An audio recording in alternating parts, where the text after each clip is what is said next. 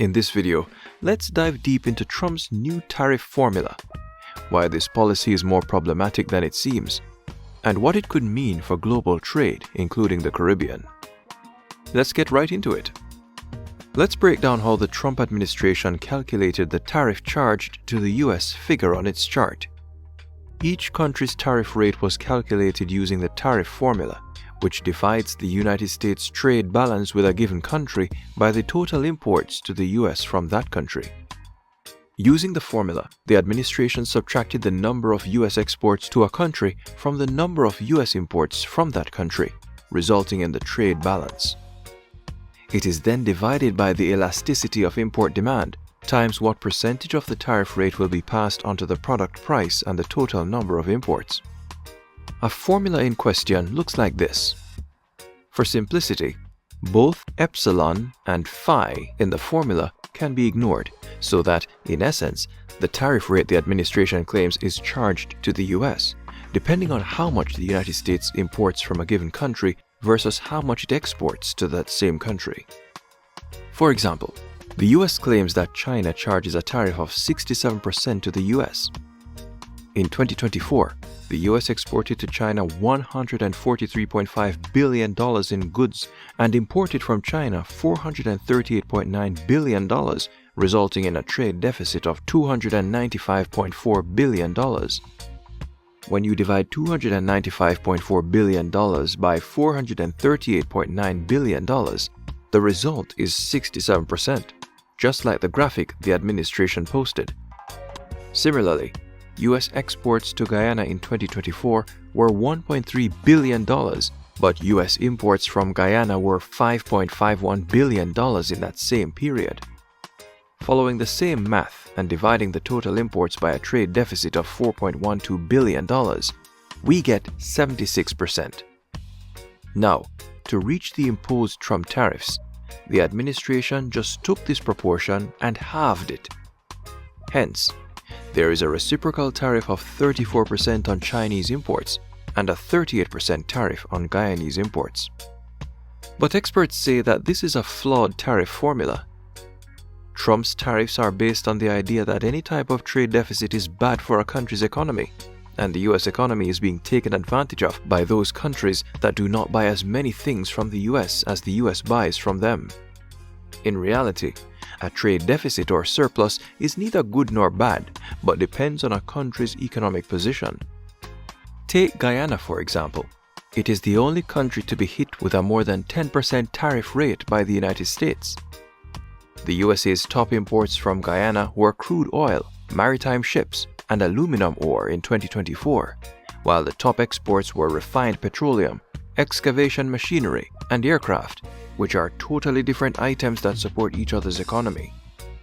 Tariffing these aluminum ore imports only puts the US economy under more strain as it battles to source raw materials for industrial manufacturing. President Trump has made it clear that his goal is to bring manufacturing back to the US, but this idea has two major flaws. First is the reality that the US has become a post-industrialized economy. In other words, it has moved away from manufacturing being the main source of wealth, with services now dominating economic activity.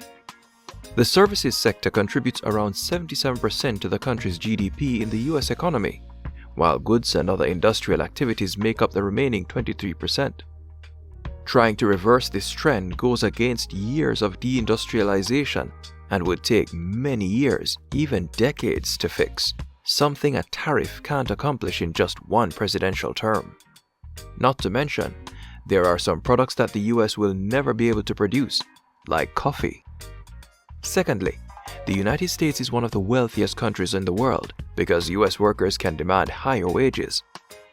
Labor rates are a major input component to industrial goods, meaning the United States will find it hard to compete in manufacturing against countries with low labor rates that are centrally located to supply chains. Simply put, the US will not be able to make goods as cheaply as other economies, so competing in this space is like swimming against the current.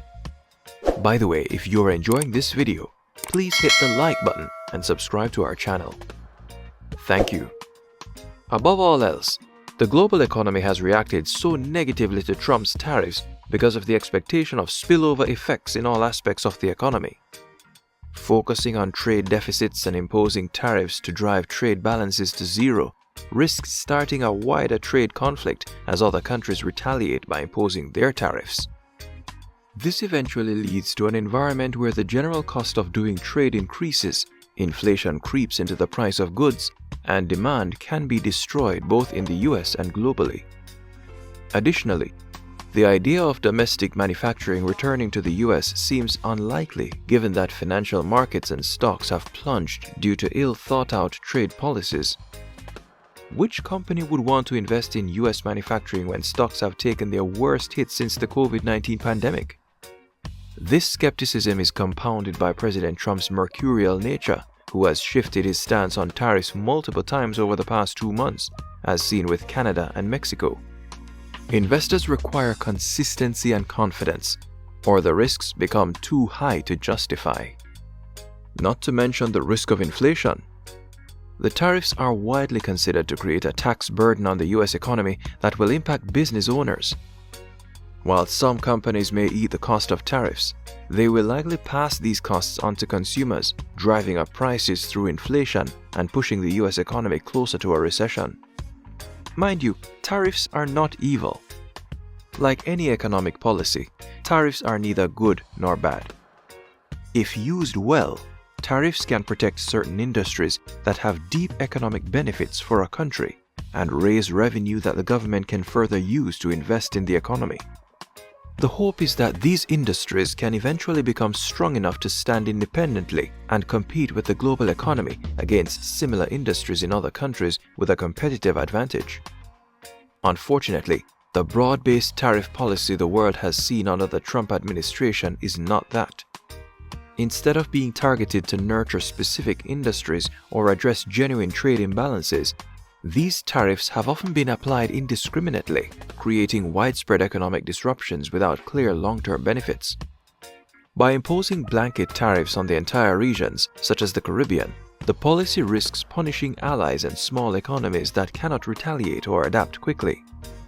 In the case of Guyana, while oil, the country's dominant export to the US, will be exempt under Trump's tariff, other sectors could face serious strain. Key non-oil industries like agriculture, including rice and sugar, bauxite, and emerging manufacturing, could see reduced competitiveness. This comes at a time when Guyana is actively working to build a more balanced and resilient economy beyond oil, so a Trump tariff policy now places a strain on diplomatic relations with a long-standing regional partner. At the end of the day, President Trump's sweeping 2025 tariffs are anchored in a flawed formula that equates trade deficits with exploitation and represents a high-stakes gamble with the global economy. By imposing a baseline 10% tariff on nearly all countries with an increased rate for select countries like Guyana, Trump erroneously assumes that trade imbalances inherently harm the US economy. It is not that simple.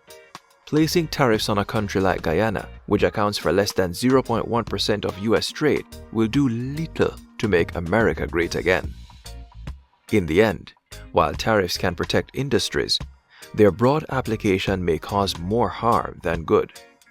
With careful strategy and cooperation, we can create a fairer, more sustainable global economy. The future of trade depends on the choices we make today. Now we want to hear from you. What do you think about Trump's new tariff policy?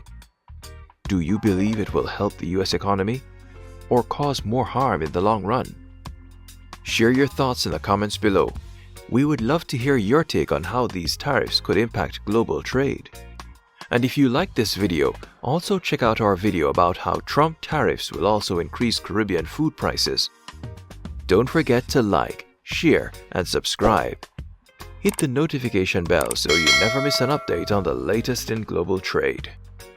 Stay tuned for more discussions that matter. This is Caribbean Focus. See you in the next video.